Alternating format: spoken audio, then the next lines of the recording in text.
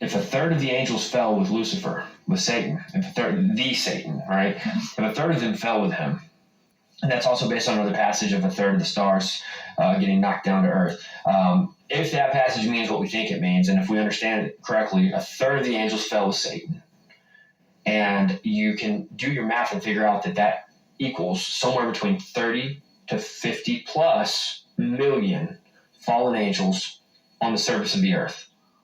Now, out of that, some of them were put in chains. The Bible tells us this because the ones that committed sexual sin, the Genesis 6, they have been locked up in chains. We can read about this in Jude. But the ones that are not locked in chains, just think about it, 30 to 50 plus million fallen angels on the face of the earth. Like that's, I made the comment recently in an interview I did that is more than the population of the largest state in America. I mean, these are the gods of the nations. These are the ones who have been worshipped throughout time. These are the ones of the nations who they set up the groves and the high places and offered sacrifices to them. They've been presenting themselves to humanity throughout time under different names, but under the same descriptions of their characteristics. So when you look at it in those kind of terms, and to also answer your question about are they otherworldly or interdimensional, through the document 6751, we did find that back in the 40s even, they were saying that they were interdimensional beings. Wow. So that will parallel with what Scripture has to say of fallen angels.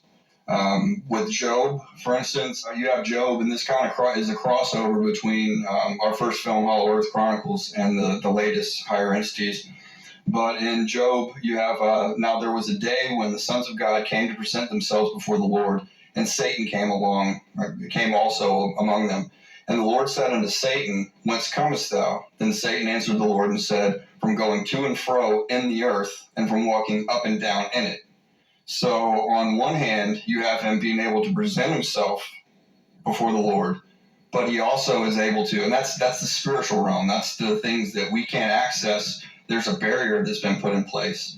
But Satan and these divine beings, with the divine council, they were able to hold an audience before the Lord. At the same time, Satan says here that he's allowed, or that he's been going to and fro in the earth and walking up and down in it. So that's an interdimensional feat